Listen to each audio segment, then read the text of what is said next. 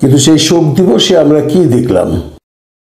শোক দিবসে দেখলাম চারিদিকে বিক্ষোভ, মিছিল, পদত্যাগের দাবি। অবভিয়াসলি ছাত্রদের এই সমস্ত দাবি 100% ন্যায্য দাবি। ওনারা যে দাবিগুলো করেছেন, এটার যদি প্রথম দাবি ধরি তাহলে নিহতের সংখ্যা প্রকাশ করা। এটা তো প্রকাশ করতেই হবে, কারণ আমাদেরকে একটা কথা বুঝতে হবে, কোনো অবস্থাতেই কোনো নিহতের মৃত্যুকে গোপন রাখা যাবে না। কারণ মাইলস্টোন স্কুলে এর রেজিস্ট্রেশন আছে, কতগুলো ছাত্র সেদিন ঢুকেছে, কতজন ছাত্র আর সেদিন এখান থেকে আউট হতে পারেনি, সব কিছু পাওয়া যাবে। এবং গার্জিয়ানরা যাদের সন্তান মারা গেছে তারা তো চুপচাপ বসে থাকবেন না, তারা দাবি করবেন তার সন্তানের জন্য, এটাই স্বাভাবিক। এটার জন্য ছাত্ররা সেন্টিমেন্টাল হয়ে রাতের বেলায় আন্দোলন শুরু করে দিয়েছে এবং বিভিন্ন ফেসবুক পেজে এবং ইন্টারনেটে ছড়িয়ে পড়েছে সরকার নাকি লাশ গুম করে দিচ্ছে আর্মির মাধ্যমে। আমি একটা জিনিস বুঝি না বন্ধুরা, লাশ গুম করে সরকারের লাভ কি? এটা তো হাসিনার সেই 24-এর আন্দোলন নয় যে কতজনকে গুলি করে মেরেছে, যাকে গুলি করে মেরেছে তার জবাব দিতে হবে, এই জন্য তখন লাশ গুম করা হয়েছিল।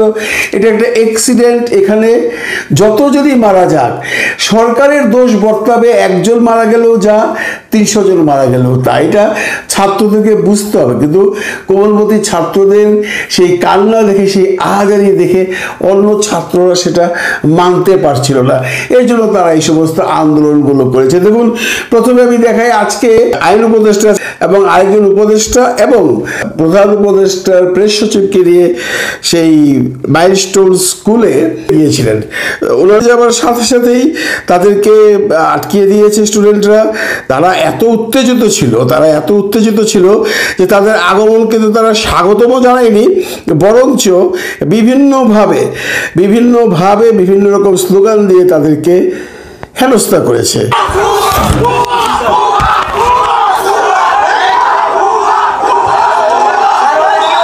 ভুয়া বলে তাকে সেখানে মোটামুটি পরিবেষ্টিত করে ফেলেছে। তারপর ওনারা যারা ছিলেন তারা একটি রুমে গিয়ে আশ্রয় দিয়েছে এবং ছাত্রদেরকে ডেকে বলেছে, তোমরা কি তোমাদের দাবি সেগুলো আমরা শুনতে এসেছি। ছাত্ররা তখন বলেছে, আমাদের অনেকগুলো দাবি, এর মধ্যে প্রধান দাবি হলো যে সমস্ত স্টুডেন্টরা মৃত্যুবরণ করেছে তাদের লিস্ট দিতে হবে, কতজন আহত হয়েছেন তার লিস্ট দিতে হবে এবং তাদের সবাইকে ক্ষতিপূরণ দিতে হবে।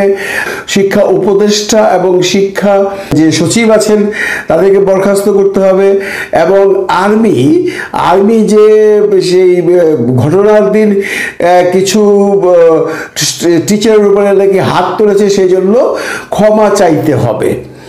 আসিফ স্যার বলেছেন, ঠিক আছে আমরা সবগুলো মেনে নিলাম, কারণ তোমাদের সমস্ত দাবি যুক্তিসঙ্গত, এবং ওনারা মিটিং করে ওখান থেকে চলে যান। তারপর যেটা ঘটেছে সেটাই সবচেয়ে দুঃখজনক।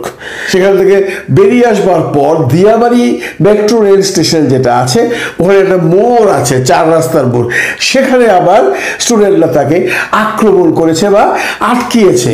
এই স্টুডেন্টরা কারা?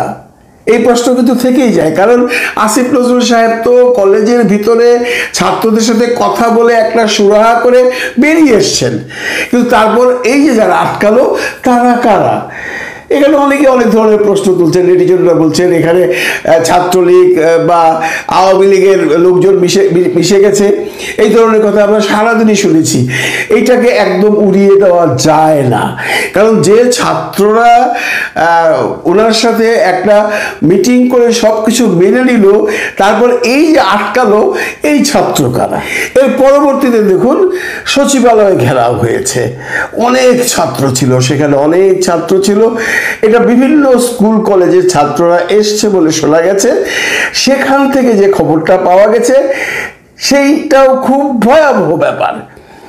ছাত্রদেরকে আটকিয়েছে। ন্যাচারালি সচিবালয় একটি একটি বেশ গুরুত্বপূর্ণ স্থান এখানে।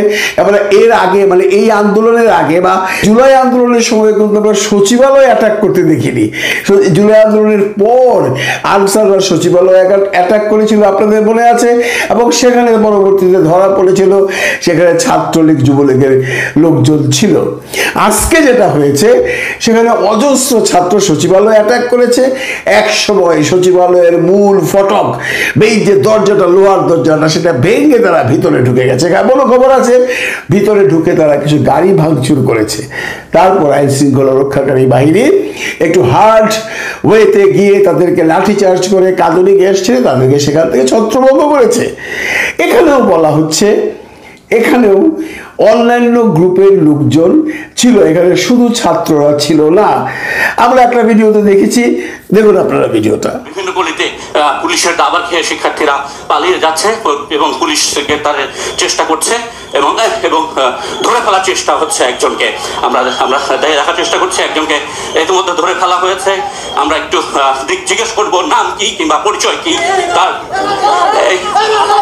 পুলিশ একজনকে গ্রেপ্তার করেছে ইতিমধ্যে, দেখতে পাচ্ছি একজনকে পুলিশ।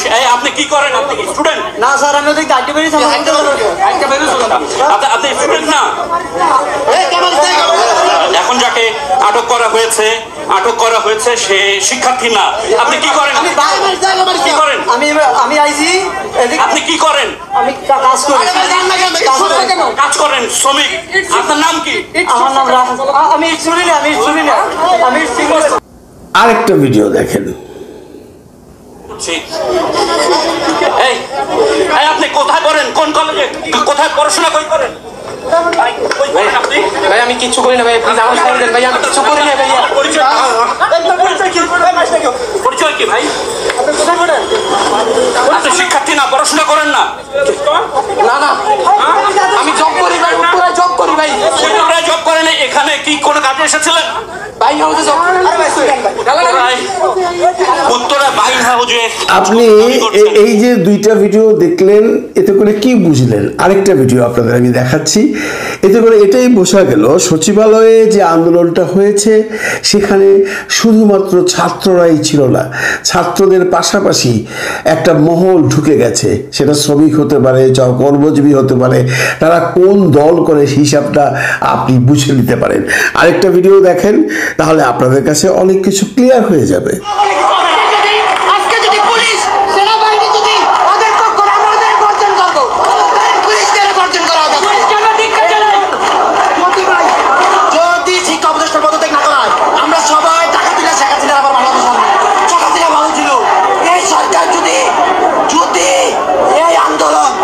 ছাত্র সমাজের দাবি না মেনে নেয় তাহলে কি হলো আমাদের?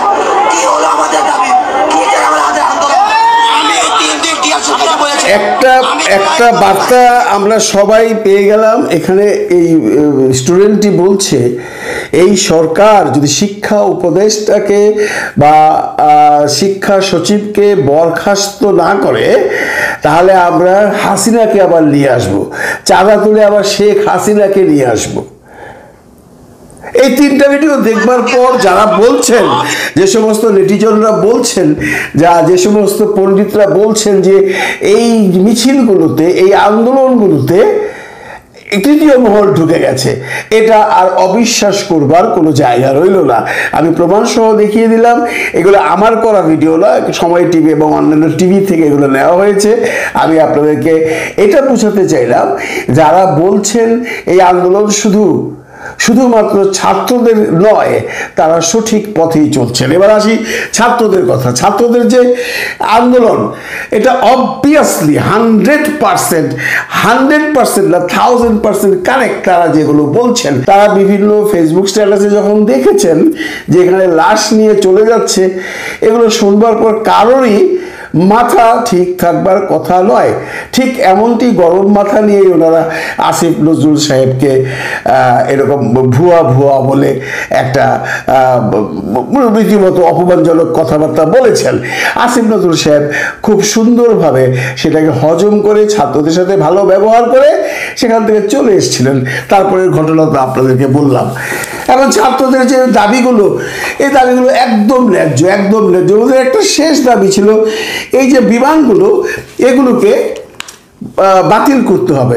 এটাও 100% একটা ন্যায্য দাবি আমি মনে করি, কারণ এই বিমানগুলো যদি থাকে তাহলে এই ধরনের ঘটনা যে আরেকবার ঘটবে না তার কোনো গ্যারান্টি নেই। এই বিমানগুলো নিয়ে অনেক ধরনের কথা হচ্ছে, আপনারা হয়তো অনেকেই জানেন, আমি গতকালকে একটা ভিডিওতে বলেছি এই বিমানগুলো 1976 সনের তৈরি, চায়নার একটা বিমান কোম্পানি থেকে। এগুলো 37টা বিমান 2013 সনে শেখ হাসিনা খরিদ করেছিল। এই বিমানগুলো এখন পৃথিবীর বিভিন্ন স্থানে মিউজিয়ামে পড়ে আছে। বর্তমান সময়ে উত্তর কোরিয়াতে কিছু বিমান আছে, আমাদের এখানে কিছু বিমান আছে। আমি যতটুকু ঘেটে ঘুটে পেয়েছি, উত্তর কোরিয়ার বিমানগুলো বিমানের পাশে রাখা হয়েছে, কারণ ওরা ওগুলো দিয়ে কিচ্ছু করে না। কারণ ওরা দেখাতে যায় আমার কাছে 5000 বিমান আছে, তো 5000-এর মধ্যেই কয়টাও ঢুকিয়ে দিয়েছে। বাংলাদেশে এই বিমানগুলোকে নিয়ে অনেক ধরনের ট্রেনিং কাজ করেন। যুদ্ধ তো আমাদের এখন পর্যন্ত করতে হয়নি স্বাধীনতার পর, ভবিষ্যতে করতে হবে কিনা তাও আমরা জানি না। এই বিমানগুলো এখন আর ব্যবহার করার মতো উপযুক্ত নয়, যেহেতু এগুলো মেনটেন্স করছে বাংলাদেশ বিমান বাহিনী। তাদেরকে অনুরোধ করা হচ্ছে বিভিন্ন মহল থেকে এগুলোকে আপনারা এখন গ্যারেজ করে দিন বা শয়ের ধরে বিক্রি করে দিন। হতে পারে সরকার এখন এত কিছু চাপের মধ্যে এটাও হয়তো করিয়ে নেবেন। তাদের আরেকটা যেটা দাবি ছিল সেটা হলো শিক্ষার্থীরা যাদের প্রাণ গেছে তাদেরকে ক্ষতিপূরণ দিতে হবে। এখানে আমি 100% একমত, ক্ষতিপূরণ তো দিতেই হবে। এরকম ঘটনা বহু আছে। আমি একটা ছোট্ট গল্প বলি। এই সুইডেনে 2006 সালে, খুব সম্ভব 6 বা 7 সালে, আমার ঠিক একজ্যাক্ট মনে নেই, আমি তখন একটা নিউজ দেখেছিলাম। তখন আমি এখানে বেড়াতে এসেছিলাম।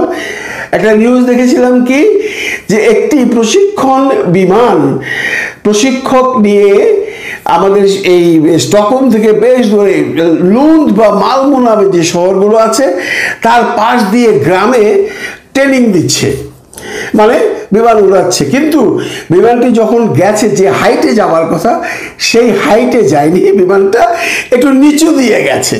এই গ্রাম দিয়ে যখন নিচু দিয়ে যাচ্ছে, সেই গ্রামে একজন কৃষকের বিরাট বড় এক মুরগির ফার্ম ছিল। তো সেইখানে যাবার সময় আপনারা জানেন জেট ইঞ্জিনের শব্দ প্রকট হয়। এই মুরগিগুলোর উপর দিয়ে যখন গেছে তখন চলে গেছে। তারপরে খামারি এসে দেখে তার মুরগিগুলো ঝিমুচ্ছে। সেই দিন আর কিছু বুঝতে পারেনি, পরের দিনও সে দেখলো তার মুরগিগুলো ঝিমুচ্ছে। উনি একটু ভয় পেয়ে গেলেন। উনি তাড়াতাড়ি 4টা মুরগিকে নিয়ে ডাক্তারের কাছে গেলেন, যেটা মানে পশুর ডাক্তার। সেখানে যাবার পর ডাক্তার পরীক্ষা করে জিজ্ঞেস করলো, হঠাৎ করে এই 4টারই কিছু হয়েছে? বললো না, আমার যত মুরগি আছে সবগুলোই ঝিমুচ্ছে। বলে কখন থেকে? বলে কালকে দুপুরের পর থেকে। তো তুমি কি সন্দেহ করেছো? তুমি কি কিছু খাইয়েছিলে এমন কিছু যেটা খাবার পরে এফেক্ট করেছে বা ডিফারেন্ট কিছু ঘটেছে? তখন উনি বললেন যে আমি যদ্দূর বুঝতে পারছি এরকম একটা ঘটনা ঘটেছে, খুব নিচু দিয়ে একটা জেট বিমান চলে গেছে, সেই শব্দে এরপর থেকে এরা এগুলো করছে। ডাক্তার তো 1 নিমিষে বুঝে গেল। ডাক্তার তারপর মুরগিগুলোকে ভালো করে পরীক্ষা করে ডিসিশন দিয়ে দিল, তোমার এই মুরগিগুলো এই যে শব্দটা এটা সহ্য করতে পারেনি। কারণ একটা জেট এত নিচ দিয়ে গেলে সহ্য করবার কথা নেই। আমরাই যখন জেট যাই তখন আমরা এরকম কানের মধ্যে ধরে রাখি, আপনারাও বোধহয় করেন। তো তোমার মুরগির জন্য দায়ী সেই বিমান কর্তৃপক্ষ।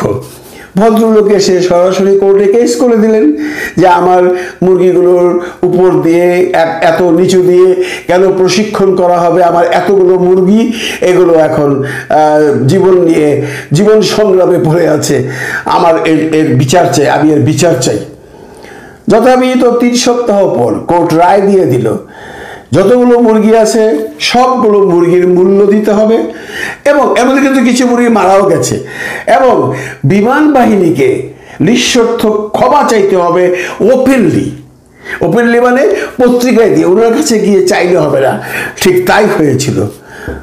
খবরটা একটু অন্যরকম, হয়তো অনেকে হাসছেন। আমি এই গল্পটা এই জন্য বললাম, দেখুন এই মুরগিগুলোর জীবনের একটা মূল্য আছে। আমাদের এই কোমলমতি শিশুদের জীবনের কোনো মূল্য নেই। 100% আছে এবং সরকারকে এটা দিতে হবে। কোত্থেকে দিবে, কি করে দিবে সেটা আমরা কেউ জানি না। আমাদের এই যে সরকার আছেন বর্তমানে, এই ইউনূস সরকারকে চাপে ফেলবার জন্য বা ইউনূস সরকারের সাথে নন কোঅপারেশন করে তার ভাবমূর্তি অনেক কিছু নষ্ট করা হচ্ছে। বন্ধুরা, আমি যতদূর বুঝতে পারছি, ইউনূস সাহেব যতটুকু করিত কর্মা হোক, যতটুকু অনেস্ট হোক, তার আশেপাশের মানুষগুলো যে উপদেষ্টা আছে তারা বোধহয় খুব একটা ভালো কাজ করতে পারছেন না। আমি সবার কথাই বলছি না, আমি বিশেষ করে এই শিক্ষা উপদেষ্টার কথা বলি। প্রথমত শিক্ষা উপদেষ্টা, এত বড় একটা ঘটনা ঘটে গেল মাইলস্টোন স্কুলে, এতগুলো শিশুর প্রাণ নিয়ে তখন পর্যন্ত 30-35 জনের মৃত্যুর খবর চলে এসছে এবং শত শত স্টুডেন্ট বিভিন্ন হসপিটালে ট্রিটমেন্ট করছে। তার পরের দিন কি করে পরীক্ষা নিতে হয় এটা একবার ভেবে দেখেছেন? তার তো সেদিন বিকেলবেলায় ডিসিশন দিয়ে দেওয়া উচিত ছিল যে আগামীকালকে যে পরীক্ষা আছে সেটা বন্ধ করে দিলাম। উনি সেটা দেননি বলে আজকে এই সেক্রেটারিয়েটে এই ঝামেলাটা হয়েছে। উনি সেটা দেননি বলে আজকে আসিফ নজরুল সাহেবকে ওখানে একদম একটা বিশ্রী ব্যাপারে সম্মুখীন হতে হয়েছে। এরকম উপদেষ্টা দেখে লাভ কি? আমার তো মাথায় ঢুকে না। দেখুন, আরেকজন উপদেষ্টা, আমাদের সেই বিখ্যাত উপদেষ্টা নূরজাহান বেগম, স্বাস্থ্য উপদেষ্টা, শুনলাম উনি নাকি টার্কিতে আছেন। বন্ধুরা, আমরা এমন অনেক ঘটনা দেখেছি যে দেশের যে প্রধানমন্ত্রী কোনো সরকারি সফরে গেছেন বা জাতিসংঘের কোনো মিটিংয়ে গেছেন, কিন্তু দেশে একটা ন্যাচারাল ক্যাটাস্ট্রফ হয়ে গেল বা আনন্যাচারাল ক্যাটাস্ট্রফ হয়ে গেল, উনি সমস্ত মিটিং ক্যান্সেল করে দেশে ব্যাক করেন। উনি কিন্তু অদ্যাবধি ব্যাক করেননি। তেমন উপদেষ্টা লিখে লাভ কি? আমি জানি ইউনূস স্যার হয়তোবা একটা কথা বলবেন যে কাউকে যদি এখন সরিয়ে দিই তাহলে হয়তো আমার ব্যর্থতা বা এটা আমি ঠিক করছি না, কিন্তু এরকম অপদার্থ উপদেষ্টা রেখে লাভটা কি? যে উপদেষ্টা টার্কিতে বসে আছে, এখানে এই যে স্বাস্থ্যমন্ত্রী হিসেবে সে ওখানে বসে আছে, এখানে স্বাস্থ্য সেবা নিয়ে কি হচ্ছে? ওনার তো সারাদিন সারা রাত হসপিটালে থাকবার কথা, উনি তো আসলেন না। এই সমস্ত উপদেষ্টারা যতদিন ওনার সাথে থাকবেন, ওনাকে প্রায়শই বিভিন্ন মানুষের বিভিন্ন মন্তব্য শুনতে হবে। কোনো জনগণ কিন্তু ইউনূস সাহেব সম্পর্কে খুব একটা খারাপ মন্তব্য করেন না, কিন্তু আজকের ঘটনার পর ইউনূস সাহেবকে দোষ দিচ্ছেন না, দোষ দিচ্ছেন তার উপদেষ্টা পরিষদকে, কিন্তু সেটা তো আলটিমেটলি ওনার ঘাড়ে গিয়ে পড়ে। আপনারা যেভাবেই বলুন, ইউনূস স্যার ট্রাই করছেন কিন্তু তাই সে কোনো কোঅপারেশন পাচ্ছে না। এই যে কিছু মন্তব্য শুনতাম অনেক আগে থেকেই যে অথর্ব উপদেষ্টা, এবার কিন্তু প্রমাণ হয়ে গেল। আমি অথর্ব শব্দটা ব্যবহার করব না, আমি বলবো অযোগ্য উপদেষ্টা, শিক্ষা উপদেষ্টা, অযোগ্য উপদেষ্টা, স্বাস্থ্য উপদেষ্টা। ওনার টার্কিটাই খুব বড় ছিল। উনি কি জীবনে আর টার্কি যেতে পারবেন না?